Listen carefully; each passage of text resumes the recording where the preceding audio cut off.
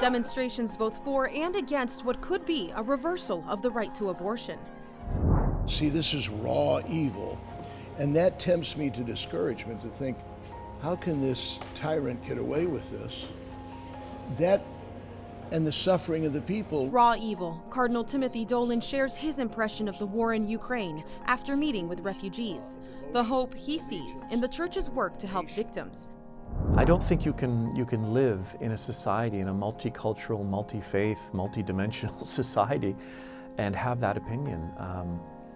It's just simply not true. You can disagree and love. And the head of the Canadian Catholic Military Chaplains speaks out about a controversial proposal that could remove leaders of some of the world's largest religions from the chaplaincy. EWTN News In Depth starts now.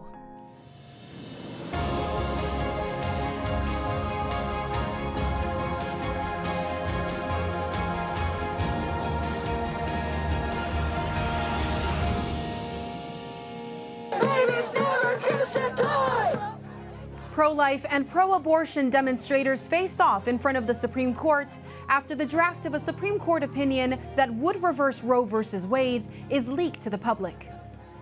The contents of that draft opinion sparked sharply divided reactions across the country, outrage over the breach of trust within the judicial system, and speculation about what impact, if any, it will have on other landmark rulings. We begin with reporter Mark Irons, who dives deeper into the leaked opinion and the reaction from the White House. Roe cannot go! Roe cannot go! The divisive political and legal battle over abortion in the U.S. has taken an unprecedented turn with the release of an internal Supreme Court draft document the public wasn't supposed to see. Leaked to the press and reported by news outlet Politico late Monday night, the document reads, "The Constitution makes no reference to abortion, and no such right is implicitly protected by any constitutional provision." Those words from Justice Samuel Alito seem to indicate how the conservative majority Supreme Court could soon officially decide on Dobbs versus Jackson Women's Health Organization, a case regarding Mississippi's 15-week abortion ban. And the ruling could eliminate almost half a century of Supreme Court precedent on abortion. Catholic President Joe Biden, who supports abortion, opposing church teaching on the issue, weighing in. It concerns me a great deal that we're going to, after 50 years, decide a woman does not have a right to choose. The Supreme Court says the draft opinion does not represent a final decision by individual justices or final ruling, but has confirmed the document is authentic. It's labeled a first draft of the opinion of the court dated from February of this year. Signed by Justice Alito, it strongly suggests he was joined by other conservative justices on the court to form a majority opinion affirming Roe was egregiously wrong from the start. The draft summarizing when the Supreme Court ruled previously on the issue of abortion, it got it wrong. First in 1973 by legalizing abortion nationwide with Roe v. Wade, and again in 1992 by reaffirming Roe in Planned Parenthood v. Casey. Alito writes, "We hold that Roe and Casey must be overruled," and calls for individual states to again regulate abortion, saying, "It is time to heed the Constitution and return the issue of abortion to the people's elected representatives." The unexpected leak of the draft opinion sent shockwaves after it was first reported Monday, and soon people gathered outside the Supreme Court with their own abortion opinions. This is a medical procedure that needs to be available for whatever reason a woman determines. We believe that life begins at conception, so it's exciting news. Protesters on both sides of the issue throughout the week here at the Supreme Court, and now police have placed these barriers up as even more protesters are expected. Supreme Court Chief Justice John Roberts launched an investigation into the source of the leak and called it a singular and egregious breach, stating, "To the extent this betrayal of the confidences of the court was intended to undermine the integrity of our operations, it will not succeed. The work of the court will not be affected in any way." A leak of any sort from the Supreme Court is incredibly rare. Carrie Severino, president of the Judicial Crisis Network, a conservative advocacy organization, supports the conclusion of Alito's draft and describes the magnitude of the leak. But to have a full draft opinion in the most significant case, maybe of this century, being leaked in this way is truly shocking. It's unclear when a final ruling from the Supreme Court will come down. It could be late June or early July. But if the draft opinion holds, it would be a huge victory for unborn children and the pro-life movement. Kristen Hawkins, the president of Students for Life, has fought for the reversal of Roe the majority of her life. Ending preborn human life has always been an egregious judicial error.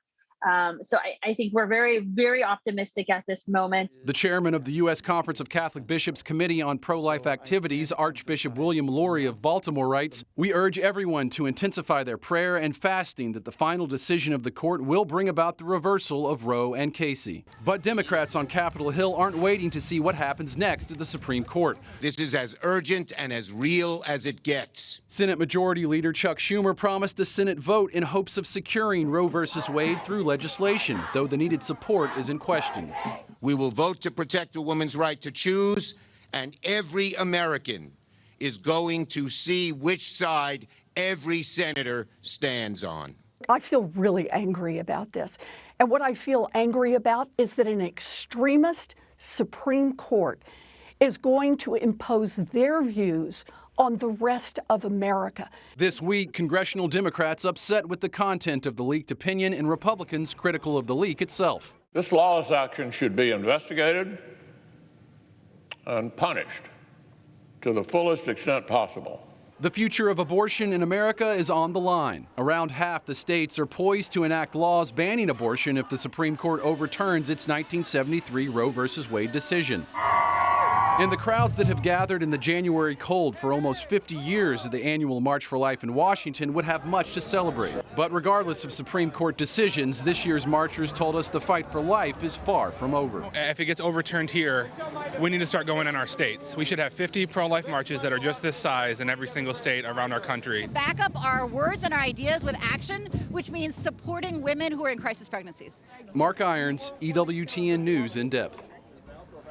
As Mark reported, there are many threads to this story. For analysis, we begin with expert insight into the legal side with attorney Ed Whelan, a distinguished senior fellow at the Ethics and Public Policy Center and the EPPC chair of Antonin Scalia Constitutional Studies. Ed, thank you so much for coming back on our show. What is the impact of the leak on the legitimacy of the court? I know the Chief Justice called for an investigation.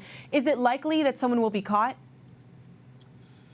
Well, we'll see. I don't think the leak will have any impact on the court's legitimacy, but it will certainly have an impact on the trust that justices have with each other and with law clerks. It's a remarkable breach of the court's longstanding norms. There have, to be sure, been some lesser leaks in the past, often after rulings, in some instances before, but the idea that someone would leak to the press a full draft of an opinion of a pending case, especially a big case like this, is just remarkable. And what does this mean for security measures at the court and the dynamic for new clerks coming in for the term? You know this as a former clerk.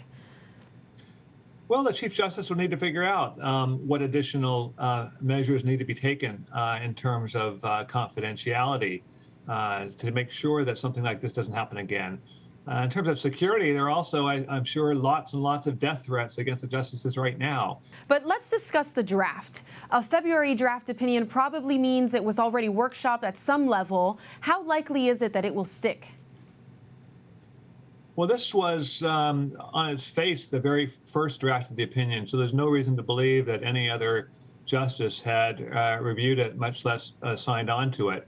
Look, I think it's an outstanding draft, and it would not surprise me at all if the opinion that is issued in the end comports very, very closely with this draft. That said, there's plenty of room for other justices who would be part of the majority to weigh in and propose changes, perhaps even demand changes as a condition of signing on. And Ed, for those that aren't court watchers, in terms of the vote, could that change? Sure. Look, in theory, you could have a unanimous opinion with everyone signing on to this draft. Look, anything can happen. The fact that a draft proposed majority circulated in February says nothing in theory about what the court will end up doing. Obviously, it's a hopeful sign for those of us who hope to see Roe versus Wade overruled. And so it's not a coincidence that it was leaked and that political pressure was something that was being looked for. Well, look, we don't know for certain where the leak came from or what its purpose is. The most natural inference in my judgment is that it was leaked from the liberal side in order to produce exactly what's happening right now, a torrent of political pressure on the court. Lots of law professors weighing in on how supposedly the draft opinion is flawed because it doesn't embrace all of their progressive pieties. But who knows? I mean, there are any number of other possibilities, and so it's until the leaker is nailed, I don't think we can know anything for certain about the motivations. And Ed, you obviously read the draft. What does this mean for Roe and Casey?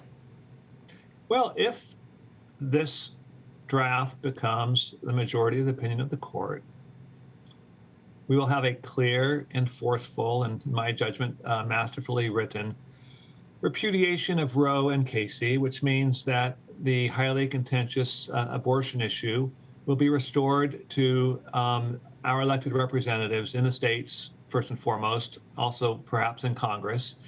And we will have the challenge after 50 years of working through debate and discussion with our friends and neighbors and family members, just what abortion policy in our respective states going forward ought to be. It's an opportunity to undo so much of the damage that has built up over the last 5 decades. But let's not kid ourselves. 5 decades of Roe has normalized in the minds of many abortion as something that ought to be available. And it would be, I think, a tragic mistake if pro-lifers were to overreach in insisting on perfect legislation at the expense of what is actually attainable. I think whichever side overreaches, and there's plenty of reason to suspect that each side will, but whoever overreaches is likely to get punished pretty badly. And so it's not a complete ban on abortion. Everything goes back to the states, and we have much more work to do. Ed, is there any change to? It's not. I'm sorry. It's not any ban on abortion. It's saying that this is a matter for the democratic processes. Ed, thank you so much for your analysis. We appreciate it. Thank you. Should this ruling or a final one very similar to it become official, it would put the issue of abortion back to the states. As EWTN News In Depth reported in our 6-part series, Life After Roe, Debate in the States. Some states have trigger laws that would immediately ban abortions should Roe be reversed. Other states are already working on becoming sanctuary states for abortion. No matter what state it is, there's consensus that there needs to be more support for mothers to help them choose life. Jeanne Monahan, president of the March for Life, joins us now to explain the future of the movement and what steps are being taken to help build a culture of life. Jeanne, it's great to have you back on with us. Everyone who is pro-life, who read the draft opinion, is hopeful the court will go all the way, overturning Roe and Casey. What does this mean for you, for the March for Life? Well, Montse, like you, it's just a breathtaking moment, and we hope and pray that the court does indeed adopt the opinion as it was leaked, and just for the safety of the justices. Of course, last night we heard that there are some extremists on the other side that are doxing their addresses, their home addresses. So, gosh, so much at stake here. But on the very, very positive side, what does this mean? It means that we could be at the very end of the beginning, to quote Churchill. And so we'd be, please, please, please, God, moving into chapter 2, which would mean, as you mentioned, Montse, more service to mothers and babies in need. And of course, fighting the battles in the states with increased fervor. Well, let's get into the details of that. You recently launched your state-level initiatives, and you've already been working under a post-Roe framework, really. What does that look like? That's right. 5 years ago, Montse, we marched in Virginia. That was our first state march, our first official state march. And just a week ago, we had our 4th annual Virginia March for Life. We've had, this year, we'll have our 2nd in California, our 2nd in Pennsylvania, and then our first was in Connecticut about a month and a half ago, and then we'll be in Ohio in October. So our plan is in the next 5 years to be in all 50 states. We know that the importance of rallying the grassroots at the level of the states cannot be underestimated at the historical moment that we're in right now. And the states will have so much more control over limiting abortion and protecting life. And so getting the pro-life movement together in this kind of way is going to be all the more important. So gathering at a local level, what do you think is necessary then for those who believe in life to advocate for? Is the priority universal health care for mothers, better maternity leave policies, family support? What's the number one thing you're looking for? All of the above. I think initially, I think it's buoying whatever we can do, buoying up our pregnancy care movement and maternity home movement, because they're being inundated with requests right now. So we know that collectively this movement provides over $270 million in free resources for men and women facing unexpected pregnancies every year. But Montse, that's up from just over 100 million about 5 years ago. Wow. So and we need to increase that number of resources and increase even the volunteer army to help these men and women facing unexpected pregnancies. Because if this does go as we're hoping, that would mean as many as 400,000 less abortions every single year, 400,000 lives being saved every single year at the states. And so we need to show up and support. So you're not only doing the right advocacy in terms of pushing for the law to reflect a pro-life sentiment, but also getting the boots on the ground and waking people up to the reality that they are also responsible for their community. Jeanne. Absolutely. And as we know, the boots have been on the ground. I mean, this is the untold story of the pro-life movement, is helping people facing an unexpected pregnancy, but we need to increase the strength of that and continue to give all sorts of good resources so that women and men facing unexpected pregnancies will have the supports that they need to choose life. Exactly. The next frontier, though, is really medical abortions. This is something that you saw increase during COVID. Pills delivered into the homes of people through the mail without any medical consultation. What can we do to support women who might be bullied to abort in secret in this way? Well, partially, I think getting the word out. So prior to my time working with the March for Life, I was very blessed to work at Family Research Council and do a lot of analysis on this specifically. And even the way that chemical abortion was approved was rushed, politicized, flawed under the pro-life Bush administration, sadly. But chemical abortion is much harder on women's health than surgical abortion. And we know that in any abortion, it also takes the life of the baby.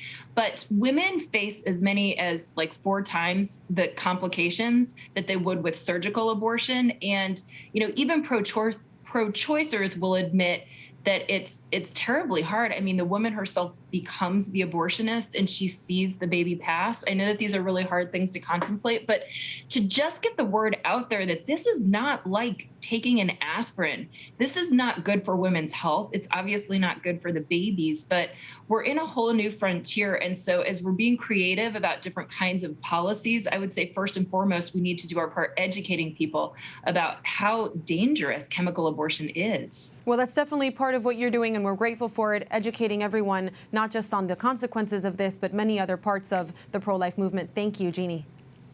Thank you, Montse.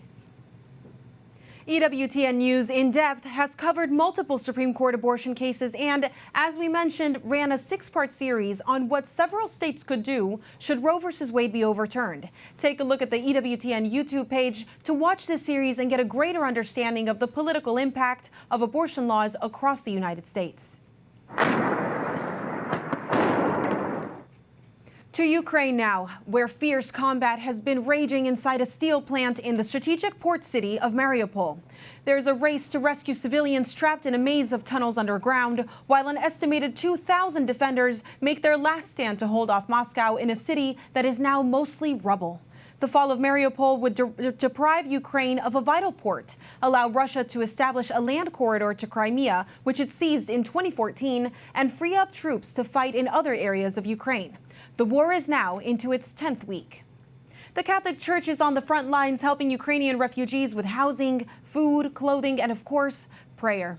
This week, the Archbishop of New York, Cardinal Timothy Dolan, traveled to the region to talk to refugees and assess the humanitarian efforts. Our Colin Flynn was there.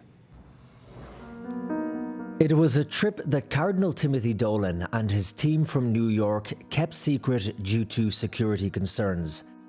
Quietly, he entered Ukraine to meet with locals whose lives have been upended by this war. But can I see your pictures? Wow, with the airplanes and everything? In the city of Lviv, he meets a family who were forced to flee their home in the east of the country. Now they sleep on a mattress on the floor, but at least they are safe for just now. And a 94-year-old who recounted to the Cardinal the fear and terror she felt when the Russian army closed in on her town. Straight after leaving Ukraine and crossing the border into Poland, Cardinal Dolan sat down with EWTN to share what he had seen. We saw a young man today in Lvov. He couldn't have been 20 years old. He was in a village where there was bombing. And ever since then, he just sits quietly. You can see that he's shattered. Physically, he's fine.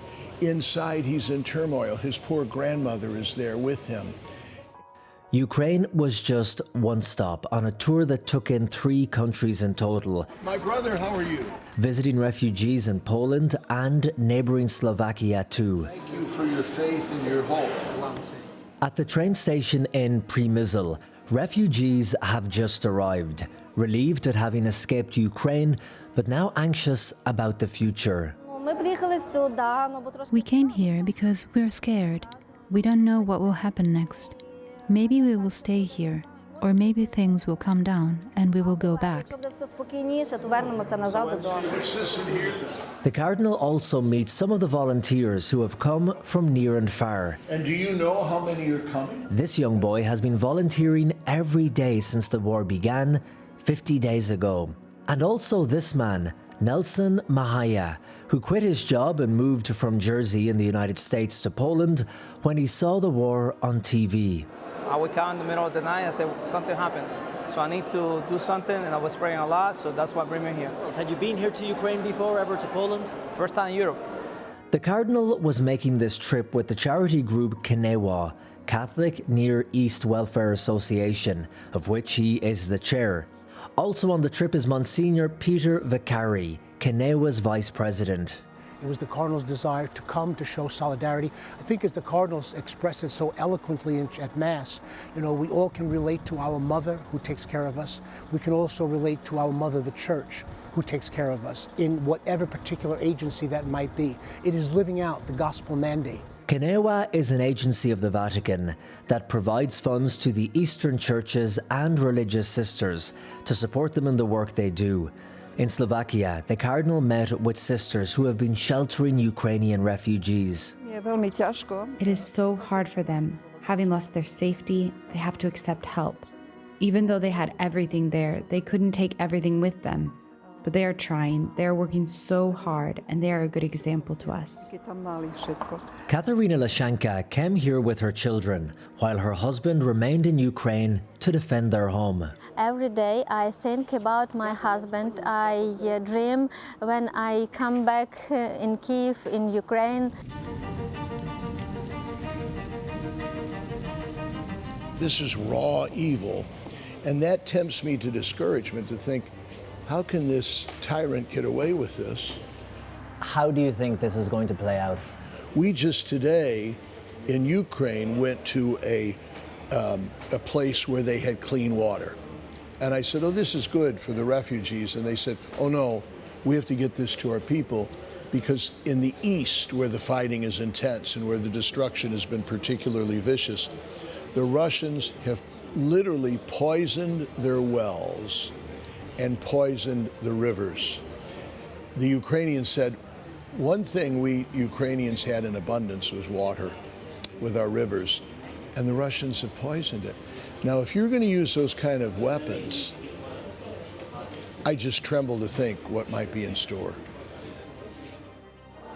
Even though the huge crowds and the frantic rush that we witnessed here in this very train station just a few weeks ago has died down, you still have a steady stream of refugees coming from Ukraine here to Poland and going out across Europe, having waited at home and stuck it out for as long as they could. Now they wait with uncertainty about what their future will be like, about when this war will end, and what kind of Ukraine will be left when it does. In Poland, Colm Flynn for EWTN News In Depth. You can see Colm's full interview with Cardinal Dolan on our EWTN News In Depth Facebook page. Our colleagues at EWTN Poland have ventured across the border into Ukraine to provide much-needed supplies as well as spiritual support to people in need. Father Piotr Wisniewski, director of EWTN Poland, is sharing images of the devastation he and his team see on the ground as they travel through the war-torn country. He has also met with Father Alexander Zelinsky, head of EWTN Ukraine, who we've had on the program several times, sharing his experience in Ukraine. We're grateful for all of our colleagues' work there and continue to pray for their safety. Still to come, Catholicism in decline in Latin America. We break down the numbers for you. Plus, the newest soldiers sworn in to protect the Pope. The city of Boston had a history of allowing groups, in fact, nearly 300 groups, to be able to raise their own flags on that flagpole. But when the group wanted to raise a flag with a cross on it, the city suddenly said no. How one flag may have paved the way to greater religious freedom. We explain the Supreme Court ruling. But first, controversial changes proposed for Canada's military chaplaincy. How an advisory panel is moving to take religion out of the role.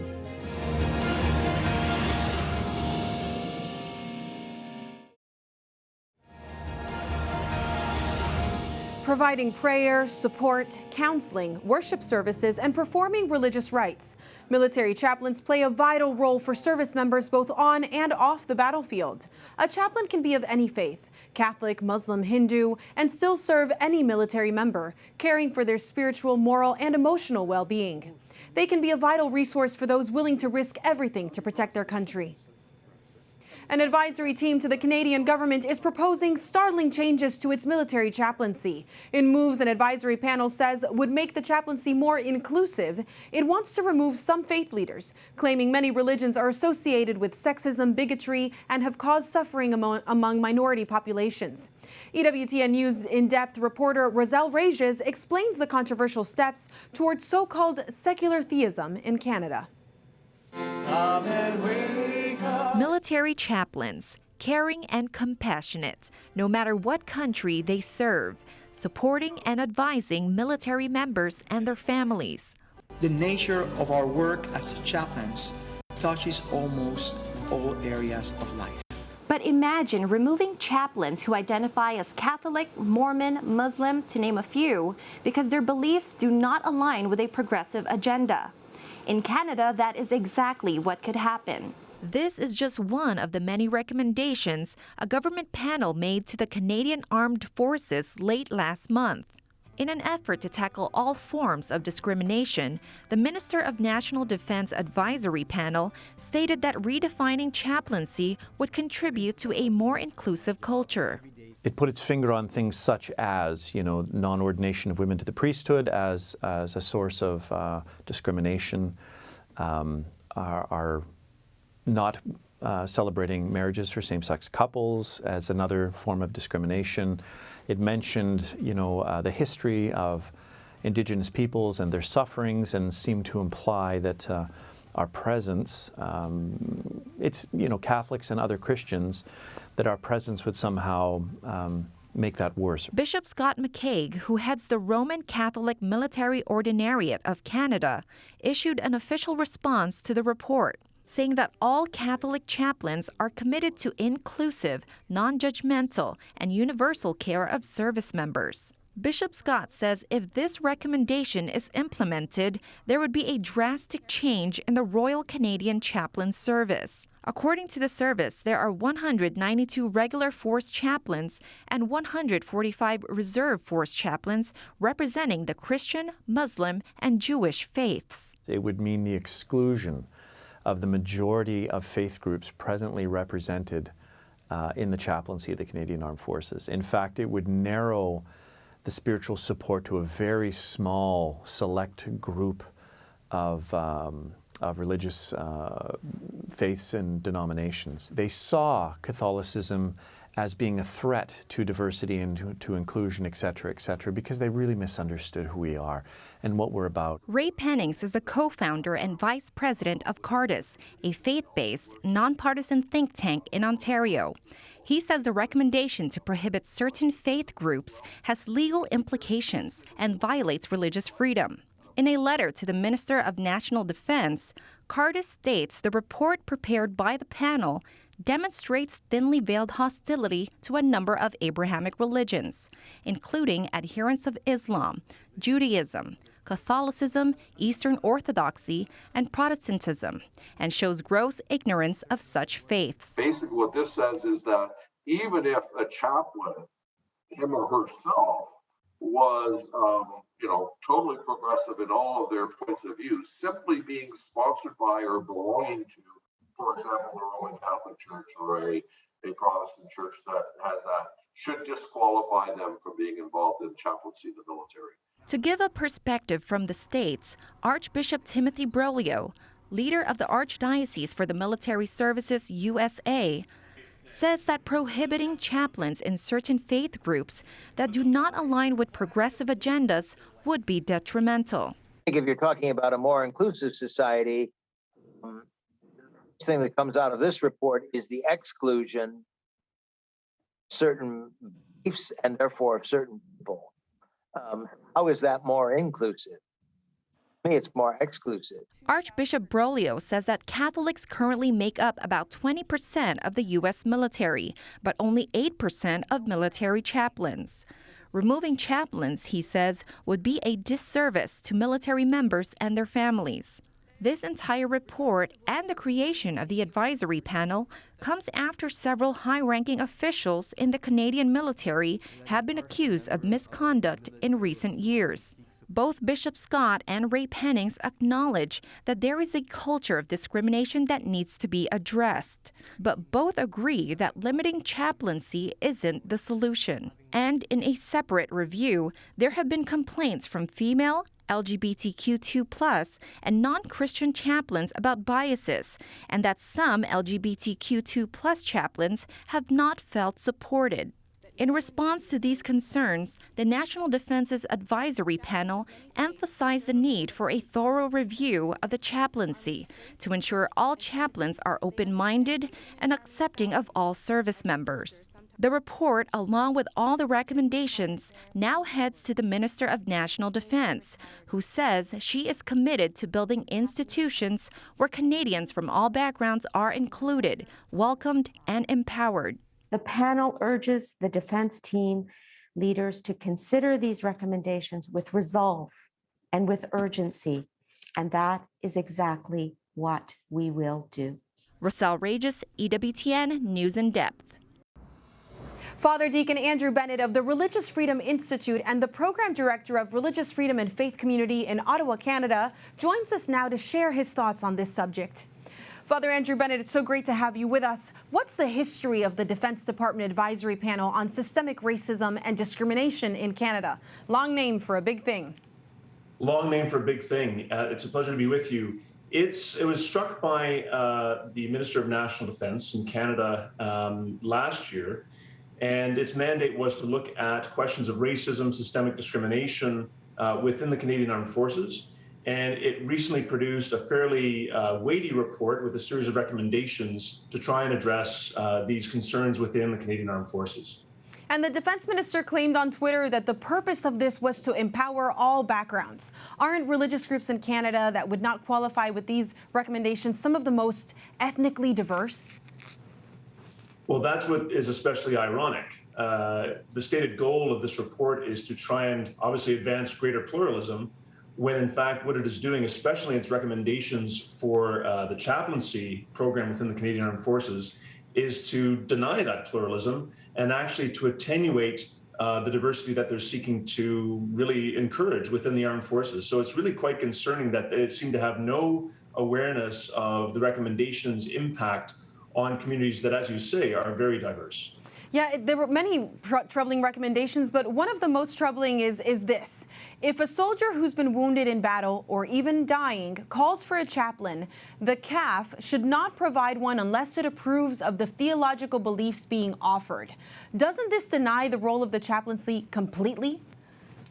Absolutely. You are effectively denying members serving in the Canadian Armed Forces in all three services of access to pastoral care when they most need it.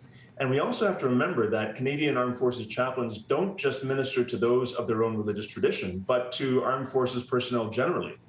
Not only that, but they also minister and provide humanitarian support to those communities in which the Canadian Armed Forces personnel might be deployed. So for example, in Ukraine right now, and on the border with Ukraine, we have Canadian Armed Forces chaplains providing pastoral support, humanitarian support to those Ukrainians who are fleeing the fighting.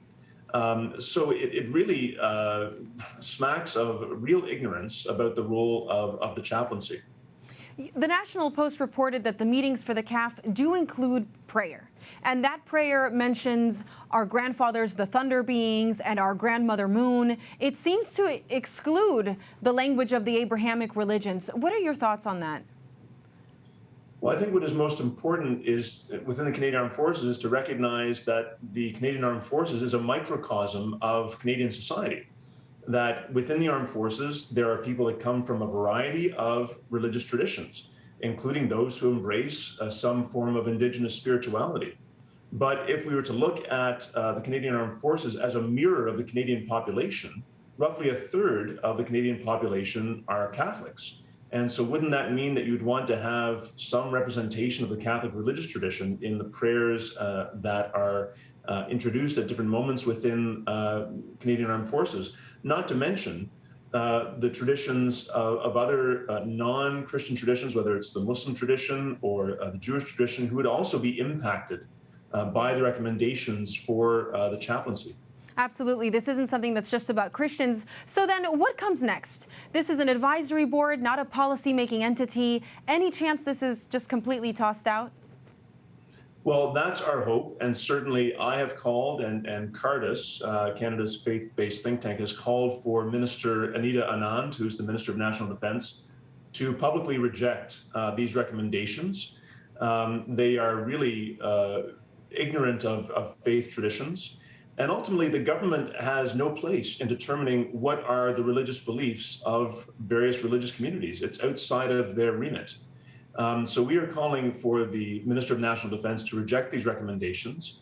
But what is concerning is that these recommendations were published, certainly with the knowledge of her office, and that the language in these recommendations is really quite bigoted and inflammatory. So we would hope that there will be just an outright rejection of these particular recommendations. So calling for the government to get out of policing religion and to come back to a commitment to pluralism and diversity. Thank you so much. Thank you very much. Top headlines of the week are coming up after the break. Many people are really devout. They believe what they are taught, but they don't understand what they are taught. Walking away from the church, why Catholics in Latin America are abandoning the faith. Plus, called to the caller, what an annual study reveals about when men start considering entering the priesthood. Stay with us.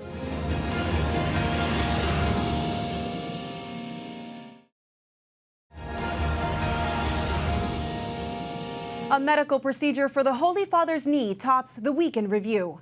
Pope Francis has been suffering from an inflamed ligament, causing pain in his right knee and leg. He's now started receiving injections to alleviate the pain.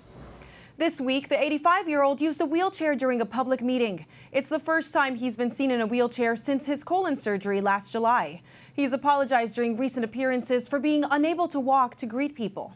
During his general audience on Wednesday, pilgrims cheered him on as he struggled to stand up.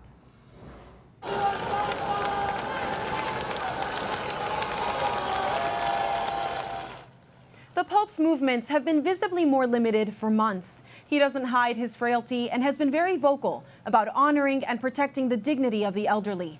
We're praying for his recovery. Bombshell testimony in the Vatican financial scandal trial. Cardinal Angelo Becciu testified this week that Pope Francis authorized spending up to €1 million to free a nun kidnapped by al-Qaeda-linked militants in Mali. That nun was released sometime last year. The testimony could pose serious security implications for the Vatican and Catholic Church. Ransom payments are rarely confirmed precisely to discourage future kidnappings. It's not known how much, if any, Vatican money actually ended up in the hands of militants. Becciu, who was one of Francis's top advisors, is facing embezzlement charges related to the Holy See's €350 million investment in a London property. Sobering statistics from Latin America show a declining percentage of people who identify as Catholic. The annual Latino Barometro survey out of Chile found the percentage of Latin Americans who say that they're Catholic dropped from 70% in 2010 to 57% in 2020. Many of them saying they now have no religion or have become evangelical. The survey also shows trust in the Catholic Church is at a historic low in reaction to clergy sex abuse scandals and the Church's inattention to human rights abuses by dictatorships. But Catholic traditions like feast days remain ingrained in Latin American culture. Alejandro Bermudez, executive director of EWTN's ACI group and the Catholic News Agency, says while Catholicism has dominated the culture for centuries, the central problem now is that many people do not understand what Catholicism stands for because of extremely poor catechesis. The challenge that has not been appropriately responded by Catholic leaders in Latin America is catechizing the faithful. They were just practicing rites and traditions, but nothing in their life was different from a non-Catholic. Someone that calls himself or herself a Catholic, and when he or she finds that some social issues are presented by the Catholic Church in a manner that they disagree, they have never been well-informed practicing Catholics to begin with. Data from the Pew Research Center shows a decline of Catholic Latinos in the United States as well.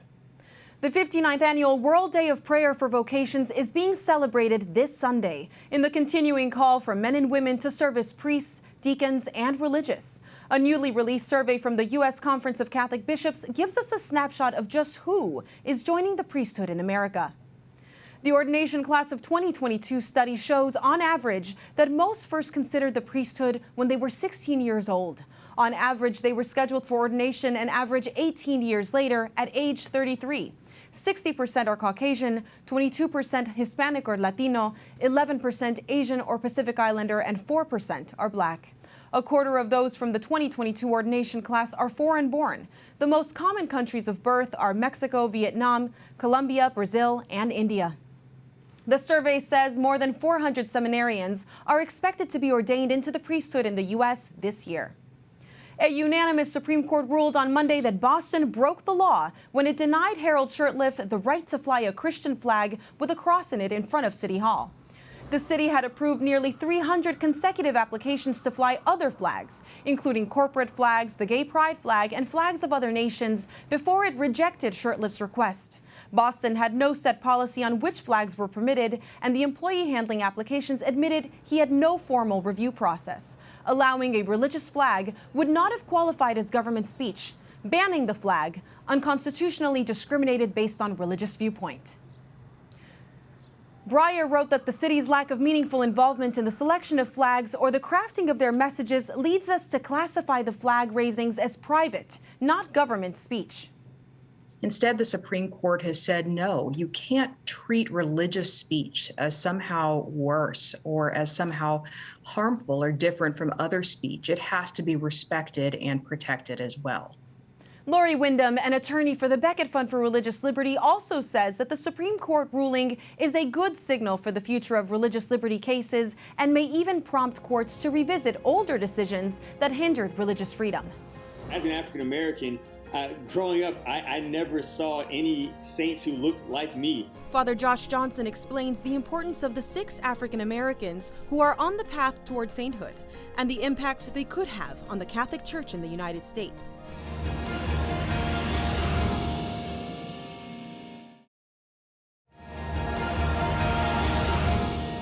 Six Black Americans are on the path toward sainthood. They would be the first Black saints of the United States, reflecting our diverse and rich Catholic history and a story of peoples who have overcome slavery, segregation, racism, inequality, and more by walking with Jesus Christ. Saints are our spiritual mentors, giving us an example of a holy life to imitate. They're also a comfort and sources of intercession for God's help. An absence of Black saints in the United States leaves a spiritual hole in our diverse church, not just for the nation's 3 million Black Catholics, but for all Catholics. There are several major steps the church takes in declaring a person a saint. The bishop is allowed to open an investigation into the candidate's life 5 or more years after they die. The Vatican Department, the Dicastery for the Cause of Saints, can then deem the person a servant of God, and the case moves forward. If the Pope decides the person lived a life of heroic virtue, they can be called venerable. To reach the next stage, beatification, a miracle needs to be attributed to the person's intercession after their death. A second confirmed miracle can lead to canonization, which officially recognizes the person as a saint. The process of canonization can take generations, as the Church is careful to investigate the lives of those nominated for the heavenly title. Let's take a look at who these 6 souls up for sainthood are. Venerable Pierre Toussaint was born a slave in Haiti. He was moved and then worked as an apprentice under a hairstylist in New York, becoming the most sought-after hairdresser of high society women. He gained freedom upon the death of his master and quickly became one of the country's first Black entrepreneurs. He used his money to support the church and the poor. He and his wife sheltered refugees and founded one of New York's first orphanages and nursed the sick and dying during the yellow fever epidemics. Servant of God, Mother Mary Elizabeth Lang founded the Oblate Sisters of Providence, the first religious congregation of African American women in the history of the church. They educated youth and educated freed slaves, provided a home for orphans, and nursed the terminally ill during the cholera epidemic and sheltered the elderly. Venerable Henriette DeLille founded the Congregation of the Sisters of the Holy Family in New Orleans, Louisiana. She and her sisters cared for the sick, helped the poor, and educated both free and enslaved. They also took in elderly women, opening America's first Catholic home for the elderly of its kind, as recorded in the National Register. Venerable Augustus Tolton, a former slave, was the first priest publicly known to be Black when he was ordained in 1886. He led the development and construction of St. Monica's Catholic Church as a Black national parish church, and his success ministering to Black Catholics quickly earned him national attention. Many called him Good Father Gus. Servant of God Julia Greeley was known as the most enthusiastic promoter of devotion to the Sacred Heart of Jesus by the Jesuits who ran a parish in Denver. She walked to every fire station in Denver every month to deliver literature of the Sacred Heart League to the firemen. She received communion daily and was active in the secular Franciscan order for more than 15 years. Sister Thea Bauman is acclaimed as a holy woman in the hearts of those who knew and loved her. Many considered her a religious sister undeniably close to God, and who lovingly invited others to encounter the presence of God in their lives. She became a highly acclaimed evangelizer, teacher, writer, and singer, sharing the joy of the gospel. I had the opportunity to speak with a priest, author, and podcaster, Father Josh Johnson, about the impact these potential saints could have on the faithful. Father Johnson, thank you so much for joining us. Let's talk about American saints. The first American saint, St. Elizabeth Ann Seton. She was canonized in 1975. That's over 40 years ago. There's a long list of others who have been canonized since, but we're just starting to follow the causes of 6 African-American saints. Yes. Is that timing providential as our country continues to struggle to overcome racial discrimination? Yeah, it's such a gift to our church right now in the present moment because we're all called to be saints. So God our Father created you and he created me for no other reason than because he desires for us to be saints. And saints transform civilizations. We look at the saints all over the world, and it's the saints who were inspired by the Holy Spirit to be the agents of change and transformation in their land, their time. And I think now is the perfect time for us to begin to cultivate a sincere relationship with the 6 African Americans who are on the path to becoming saints from the United States of America, because they can witness to us how we can love each other better and how we can work with each other to transform our civilization into that of a civilization of love. Can you tell us about this momentum behind the movement to lift up the lives of these Catholics? Yeah, well, I'll be honest with you. As an African American, growing up, I never saw any saints who looked like me or who had stories that were similar to mine. And so it's been such a gift to have their images and their artwork and now even their statues being present in some of our churches and in our schools, in the stained glass windows, in the artwork. Because whenever we see ourselves represented as disciples of Jesus Christ who have the capacity to live lives that are canonizable, that's transformative. That is so transformative. And so, and also it helps other people to recognize, wow, like you can be holy too. I think growing up, all I ever saw were the images of the white saints, who I love. I love John Paul II. I love Mother Teresa of Calcutta. I love them all. But the church is way bigger than Europe. You know, the church has saints in Asia, in Africa, and South America, North America, all over. And so it's a gift for us to be able to present their images and their lives and their stories. And these 6 African Americans, who some of them are servants of God and others are venerable already, so they're very close to being beatified, they are a great witness to us that there's another way. There's another way that we can respond to the evil of our time that can bring about a transformation, not only in hearts and in minds, but also in practices and policies in the way that justice is happening in our land. So then, do you see that these saints and this vision could potentially impact vocations, especially in the Black community? Yes, because so often, again, when I first felt called to be a priest, I went to a Steubenville conference. I had a profound encounter with Jesus Christ in the Blessed Sacrament, who at that time I did not believe in. So it was a radical conversion I experienced before Eucharistic adoration. But in that time of adoration, I perceived the Lord invite me to be a priest. And I remember one of my first thoughts was, that can't be the voice of God. Because I never saw an African-American priest. I never saw a Black priest, period, right? And I never saw an African-American saint. I never knew of the story of Father Augustus Tolton. So if I would have known of his story, then that would have certainly been able to inspire me to say, okay, that might have been the voice of God that was calling me. I remember when I was first ordained, they put my picture in a lot of bulletins throughout my diocese. Yes. And a mother reached out to me and she said to me, my son said, Mom, we can be priests too. I didn't know Black people could be priests, because if we don't see ourselves represented in the clergy, then we might not believe that this could be for me too. So you're right, representation is so important. And so when we see the representation of the entire body of Christ, it reminds us that we all need each other. We are all dependent upon each other. I don't know who's going to be beatified first. It'd probably be Father Augustus Tolton, Mother Henriette de Lode, because they're already venerable. But any one of them who will be beatified first and then canonized will be a great gift to the entire body of Christ, not just African Americans, but white people, Black people, brown people, men, women, young, old, religious, lay, because of their witness to what it means to live the life of an authentic Christian. Father Johnson, thank you so much for joining us. Thank you so much for having me. We talked to Father Josh Johnson last week about what it was like to be a Black leader in the faith. You can watch his interview on our social media channels, including Twitter, Instagram, and Facebook. Next week, Pope Francis is set to canonize a total of 10 new saints into the church, including a Dutch priest and 2 religious sisters. Our EWTN Rome Bureau Chief Andreas Tannhauser joins us with that story.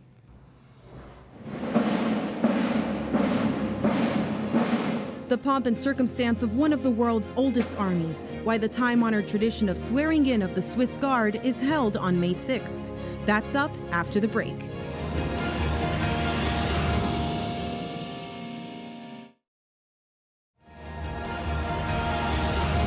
Turning now to the world's smallest and oldest army, the Swiss Guard. They've been protecting the Holy Father and his residence for more than 500 years. We take a look at the new men sworn in to protect the Pope in our Images of the Week.